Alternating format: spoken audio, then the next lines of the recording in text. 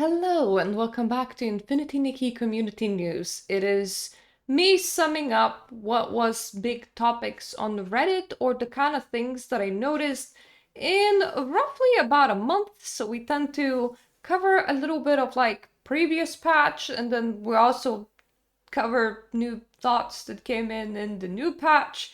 And that's how it goes. So let's begin with a thread that came in the previous patch, but Infinity Nikki community is a little bit like a slow boiling frog.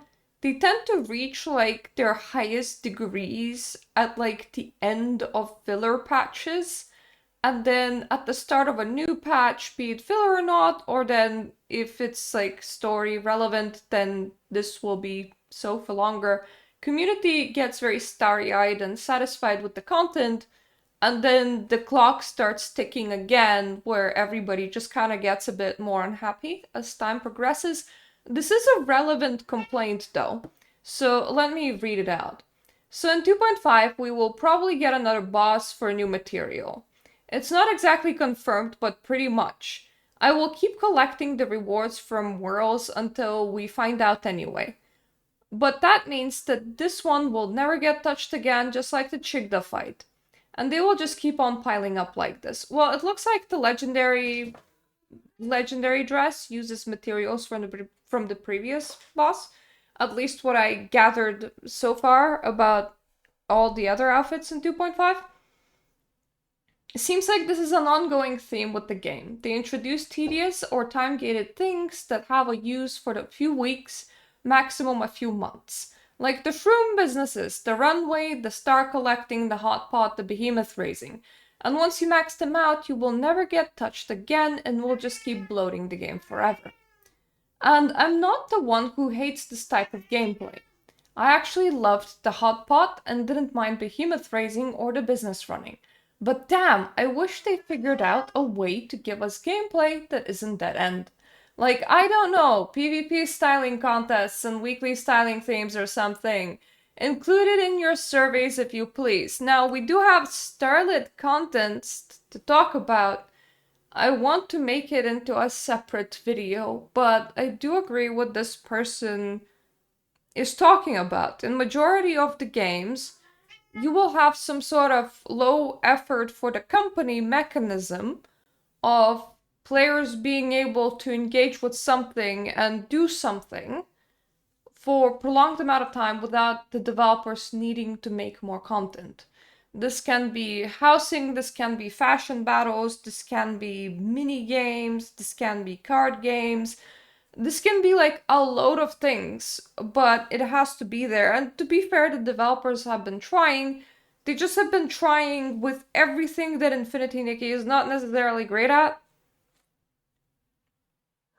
We have Mahjong as a permanent PvP thing with currency that seems to swing wildly and is not something relevant to the rest of the game, like blings. Instead of, it's its own map currency that you have no use for, pretty much, after you're done with the update. And Mahjong proved to be quite complicated for most people, because it's the Chinese blocks, and people don't speak Chinese on English servers for the most part. So it kind of sits abandoned. There's, of course, all of the business simulators that were mediocre. Because Infinity Nikki is not a business simulation game. There's housing, and they put in a lot of hopes into housing, and people mostly have done housing and then left housing alone because as a building system, it's kind of clunky, and there isn't a lot of space to do housing in, as in you have quite a lot of island, but you don't have a lot of build space as the number. You only get like 500,000 in total build space, and any big props eat something like 30,000. They did optimize it a little, but not quite that much, and plus, if you put too many things in one place, the game stops you from putting them there again, because otherwise phones will have loading issues. As such, the kind of builds that you can make are fairly limited, So people played around with housing and then they put housing to bed. Now we have a Starlight contest. It's a limited time thing. It's temporary. For the first round, people only had like 2 days to enter. And it has a lot of problems by itself. So I'm gonna be putting it into its own video. Ideally, I want a modified version of Starlit Contest to stay around in the game. Because it gives you a theme to design an outfit towards. Even if you don't win anything, at least it's something to do. And it does lean into Infinity Nikki's strong suits, which is fashion, unlike everything else that Infold has tried doing so far. So this is very relevant complaint, and I do hope that they do address it.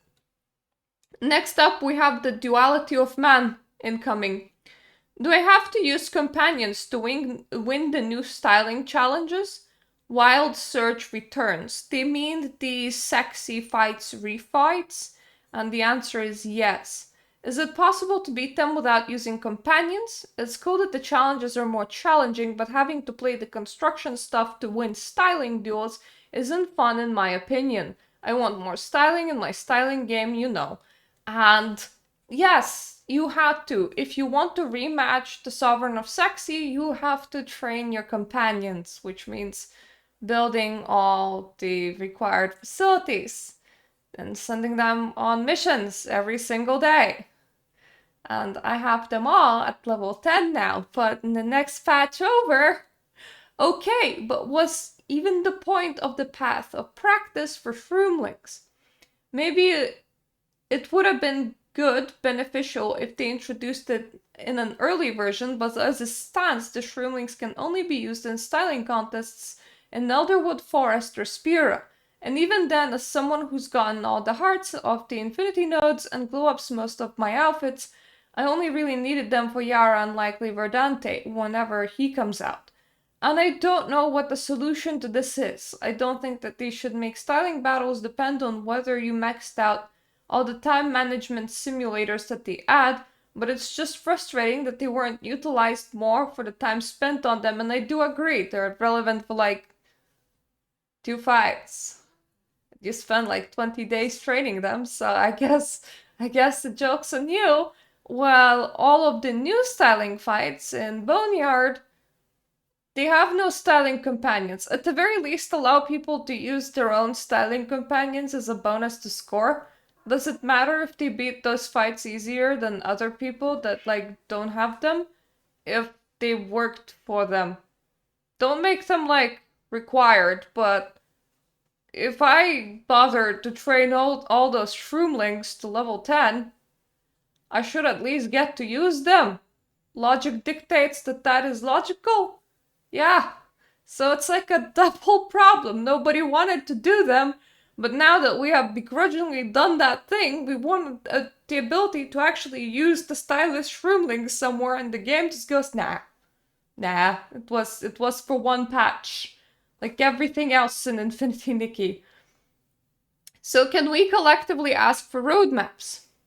Most games have roadmaps, or Genshin does, Marvel Rivals does, Fortnite has a better roadmap than Infinity Nikki, it's so bad.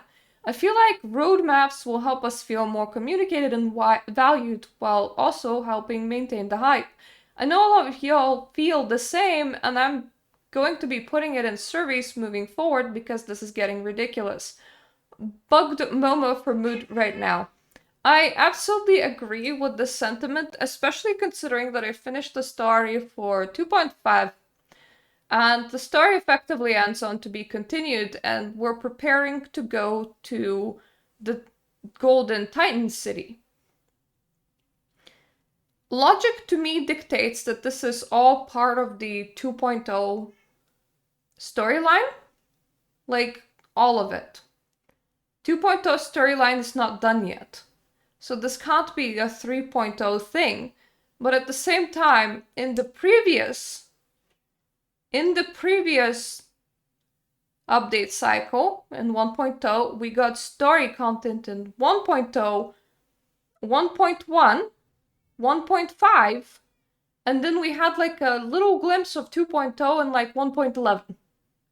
So, considering that they have divided the 2.0 story into what was assumed to be 2, we assume that we're getting half the story at 2.0 and then half the story at 2.5. The fact that we're still having a bit of a to be continued here is a tiny bit weird for me. So, because in the previous patch cycle we got a new map for 1.8, the expectation now is that we're gonna get the rest of the story and the finishing of it in 2.8, and then 3.0 will start a new cycle with like a new area completely. But that's an assumption. So whenever these kind of things happen, the audience is just kind of left completely in the dark. We don't know. We don't know when the next story update is happening. It's an assumption that it's a 2.8. It could be a 3.0.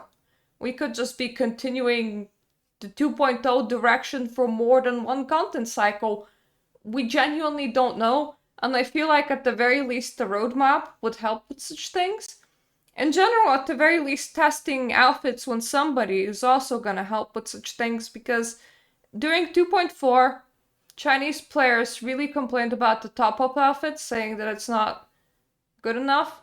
So Infold agreed to give an alternative version of the top-up outfit, and it's gonna be releasing all the way in either 2.6 or 2.7, I forgot which one they said.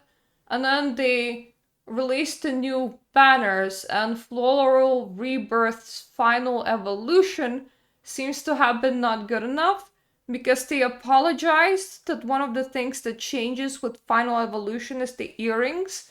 They understand that that's very disappointing, so they're gonna be reworking that outfit, and they're gonna, I think, add like 2 more forms to the outerwear.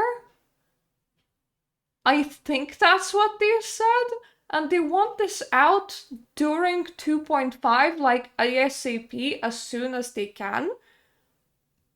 But like, I feel like they announced things and people had a chance to give their opinions about them, or if they privately tested at least with Chinese audience, they wouldn't need to like run back as many things as they do right now, where they're like, oh no, sorry, we fucked up, we're totally gonna like change this outfit, it's gonna be fine, it's gonna be it really sounds like they don't expect the reactions that they're getting, which sounds that they don't even have enough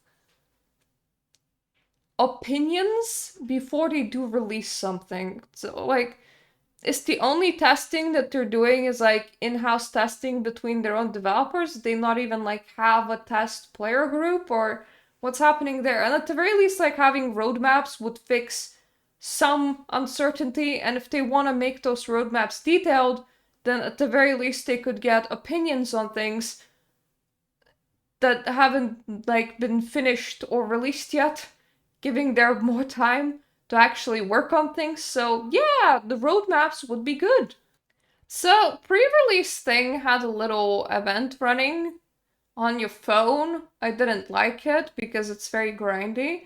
But who is the first on the leaderboard on the event? An account named Anal God 5000.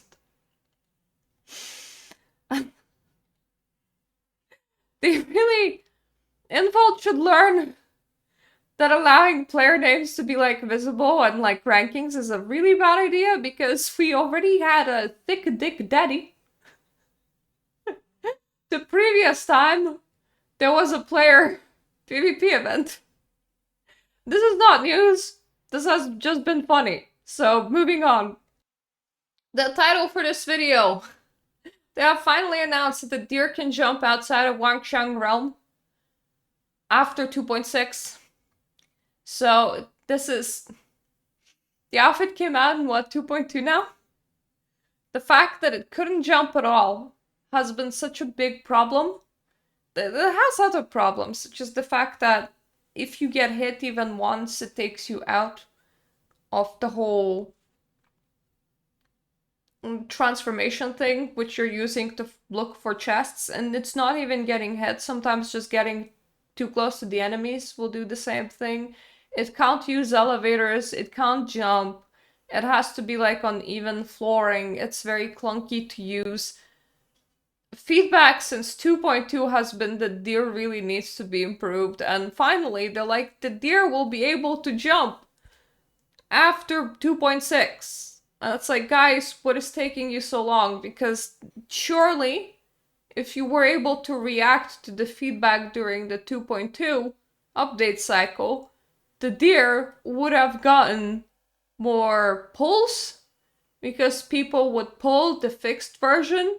Some people held off from pulling when they heard how awful the actual ability is. So, hooray for it getting fixed, but also, wow, that took a while and that took a lot of angry players. I wish they would have reacted faster. This is something that I don't quite understand. I'm gonna read it because it's a popular complaint. Trying to watch the live stream and it feels like I'm watching an episode of Blue's Clues. I counted down the days, hours, and minutes to watch and had to turn it off within 10 minutes, lol. I keep checking back to see if it's better, but the hosts are speaking like the entire audience is a bunch of 5-year-olds. I'm now even more thankful for the content creators that will put showcases and summary posts videos together. The most popular upvoted comments were stating that they wish that hosts were actors and actresses or famous people that got hired to read the script. The hosts currently seem to be people that work for Infold, so like developers themselves, and obviously they have a script which shows excitement, but the hosts can't always demonstrate the excitement, so sometimes that line will be like, I can't wait to come back from home and play this game, it will be so great, what a fantastic outfit. I'm so used to it that I was watching the live stream together with my audience. I didn't even notice it because it's just normal for a company to put out a script that praises their own product. Obviously, the company is gonna be like, the new banner is so awesome. Aren't the environments so breathtaking? It's all so amazing. I can't wait to play. And of course, game developers are not gonna be the best at expressing genuine human emotions because they're not the front-facing people most of the time. Most of the time, they're the people doing the work. It really is very mean-spirited when people talk down other people this much. Especially considering that I've seen like comments being like, oh, and their outfits like looked like they were from Party City. Well, my reaction is like, wow, they put in so much effort that they dressed up for the stream. Awesome. It's do remember that this is employees somewhere, that this is like a job, that this is what they're doing right now as a job. They're presenting to you a product, and of course they're gonna describe the product in nice words and nice names. There were even like comments taking an issue with their English not being perfect because hosts likely speak Chinese as well. And it's like, I don't understand that at all. Maybe it's because my English is not my first language either, but to see people talk down other people's English, that just sounds so, I don't know, entitled. Especially when it's coming towards a game that's coming from a country where English is not the main language. Like, sure, if you're watching British awards and somebody starts speaking Chinese English, this is a bit weird, but you're looking at the presentation for a Chinese video game, likely done by people that speak Chinese as their primary language and English as their secondary, and you're complaining that they're not American actors. I'm reading this out, but it honestly makes me angry at the community. Talk down the game all you want. don't talk down other people, would be my suggestion here. Like, these are real life human beings that are just trying to present the game for a company that they work for. They're not actors, and their primary language is likely not English. So don't be dicks, is what I'm trying to say here, because it's not nice to be dicks to real people. That's kind of mean. Going back to talking about game things, that was a bit of an outlier. It's just because it received a lot of upvotes that I felt like I needed to read that thread out and actually address it. Going back to actual game things, which I absolutely agree that you should complain about, we can't turn a blind eye of Infold nerfing the bundle, removing a monthly pass and energy pass while keeping the same price. So previously, in a bundle like this, you would get 2 monthlies, 1 weekly, and 300 diamonds, and now you get 1 monthly and 680 diamonds for the same price, and both bundles include a prop.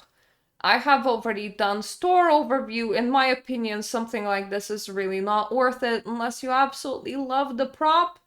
With more monthlies, it can seem a bit more worth it, but when it's a monthly that activates through a card rather than this bot directly, you lose on Stellarites, and Stellarites are kind of used to buy store things, so even if the price would make sense, the fact that you lose on Stellarites can't become a debated point. But now it's very obviously a nerfed bundle, so get it if you're super in love with the fan prop, but otherwise it's just really not worth it. In general, when it comes to the store this time around, Infold was weirdly stingy. Like, there's one event where it's 3 purchases, and you get 40 diamonds for free just for opening that store tab that day, and then you can buy 80 diamonds for something like 30 cents. And I know that those two together make up a pull, but considering that when you're paying money for what is equivalent to less than a pull, it just seems so incredibly stingy from like the company point of view. Like, somebody's already paying money, and sure, it's a discounted price, but like, you're not even gonna give them a pull for it? Like, really? So whatever's happening in the store this time around is just, it's such a no from me. I'm just gonna leave it alone, because I think people are gonna vote with the wallets. Unless they're really into the top-up outfits, then they're gonna vote yes, but otherwise, store pickings are just extra slim this time around. There's no other way to phrase it. Remember when housing launched? Does anyone remember when housing launched and we all got upset at the single-use non-blueprint items?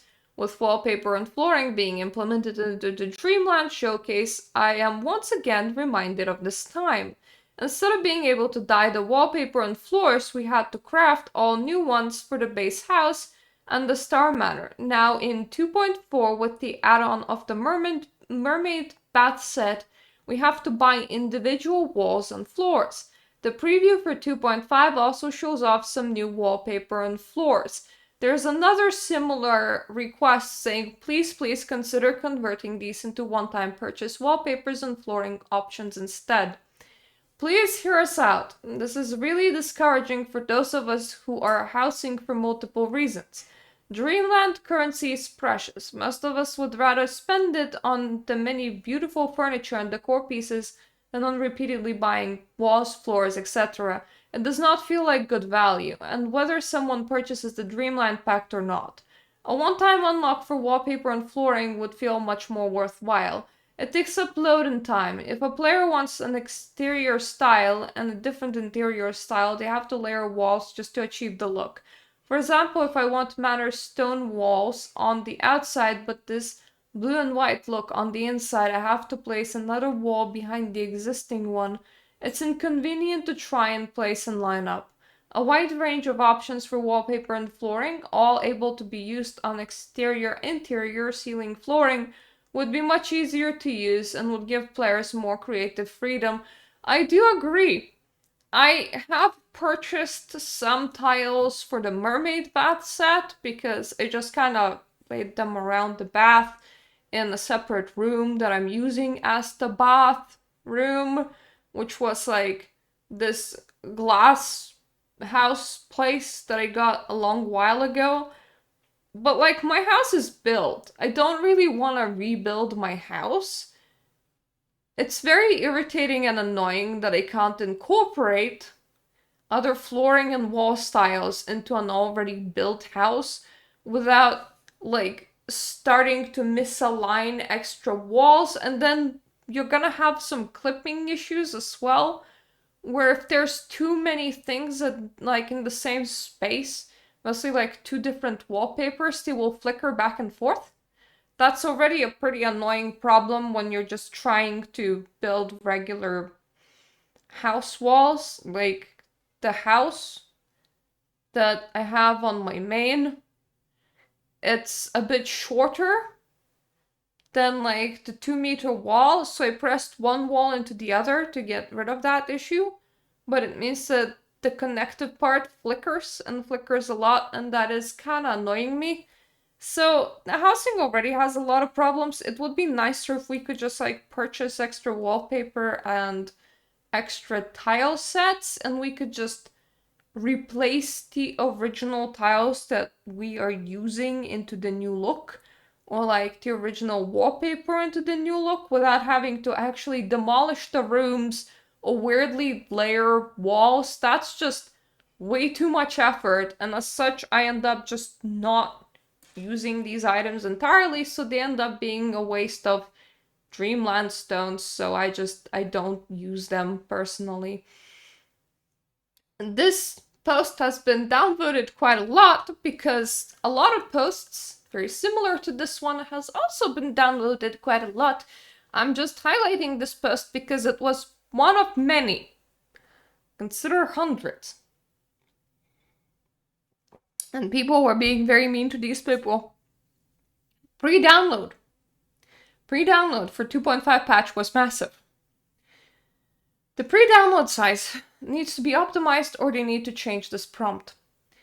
If this is a cozy game made for a general audience and they're going to keep writing the story like they want the tone to be approachable for children, then change this.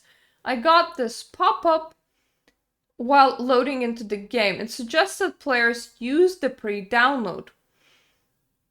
The pre-download, as previous popular posts have pointed out, is huge. The actual patch is smaller in size. We can't expect casual players to use the sub, play other gacha live service open world games, or understand the nuances of choosing to download the game on release or use the pre-download. Infold either needs to optimize the pre-download or do the easier thing, add to the pop-up when you try to use the pre-download that explains the advantages and disadvantages of using it. And just add something saying that the real patch will be smaller and that pre-download isn't necessary to play the next patch. Effectively, what the problem was is that a lot of people got a massive pre-download, like think above 100 gigs in pre-download, because effectively you're downloading the whole game twice in order to have the pre-download, and then when the patch releases, the game unpacks the download and then deletes the duplicate files, so your actual game size does shrink, but you are downloading the game twice. It was a very popular post because majority of the people lacked the space for it or the internet connection or freaked out at the size of the download. And the repeated comment over and over that showed up was, you should know that pre-download downloads the game twice and that it then takes the time on the patch day to unencrypt and uncompress the files, and then it deletes the duplicates. So if you want to be smart and if you want to download just the patch, you should be downloading on the patch day and not downloading the pre-download. And I do agree with this person that an average player will just see pre-download available and freak out because it was such a common occurrence. And I do agree with this person that if people that got freaked out by it are gonna get yelled at them when they go to social media and go, what the fuck, the patch is over 100 gigs in size, there has to be a wording that says pre-download will download the whole game and then unpack it, and then we'll delete the duplicate files. If you want a smaller download and you don't have the space for it, you should just download the game on the patch day when the patch actually releases. Because for all that the pop-up says right now is pre-download available, start downloading now. So, in other words, users using the pop-up correctly are getting yelled at online. So either the pop-up needs to be a lot nicer and more explanatory, or people online really need to chill. Something to note, just an FYI, there were quite a lot of posts like these. PS5, on the release of 2.5 patch, got an error screen, and they couldn't log in for roughly 24 hours. This was fixed. It wasn't the same situation as in 1.5, where a lot of people couldn't log in for like 20 days. So that's nice, but this is just as a statement that this happened. Do acknowledge that this happened, I guess. Why are you not furniture? Why are you not furniture? New players are buying Tea with the Wind right now. Tea with the Wind originally ran just before the the housing update. So I think it was SAT that was running in 1.8, and then the housing update was in 1.9 or something. It's an old idea because a lot of people did freak out because they bought the set during 1.8 with the idea of, I'm gonna have garden furniture for my house. And nope, you can't place it as furniture or decoration whatsoever. It's just for you to use yourself. People were unhappy then, and now it's rerunning. And you would think, now that we have had housing for a while and it's 2.5 and they're rerunning a store item, surely you can place it now, right? Wrong. You can't place it as furniture at all. And now new players get to learn that you can't place this object as furniture. Boy, I love it when old stuff are not compatible with new stuff that came afterwards. This would have been a very easy update. Just our props, they eat up quite a lot of load. Just make this a prop that eats up quite a lot of load and allow people to use their garden furniture, for God's sakes.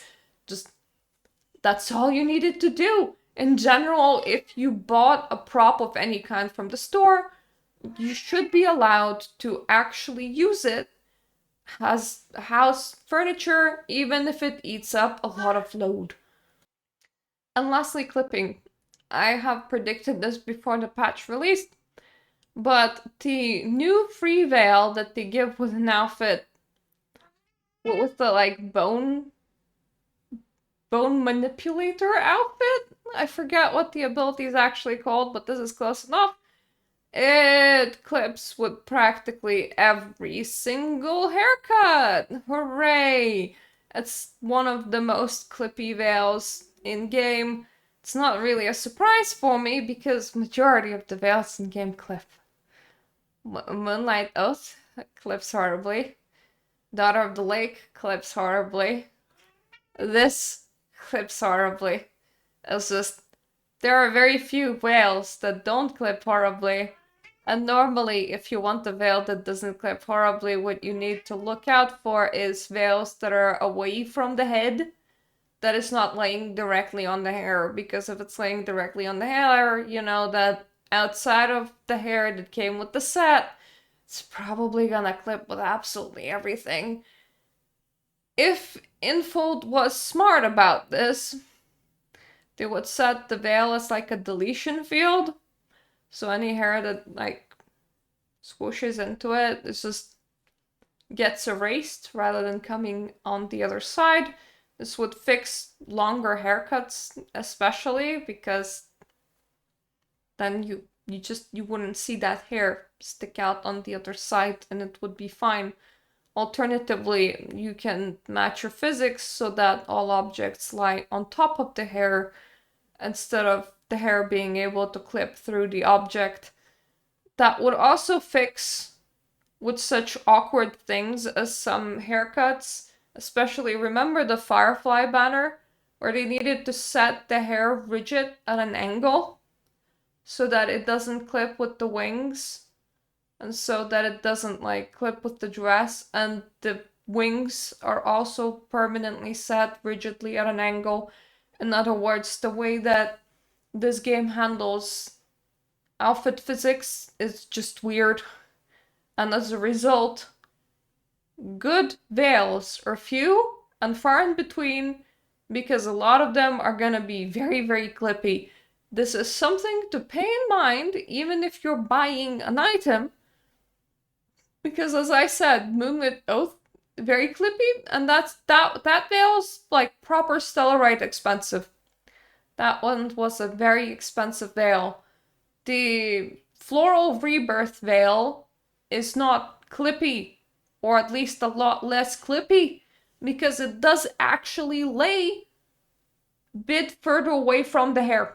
It keeps itself further away. It gives like some amount of space between the veil and the hair, and that's how they're avoiding clipping, together with just outright deleting some of the hair. I was very surprised to see that, because this is actually my normal experience when it comes to Infinity, Nikki, and veils.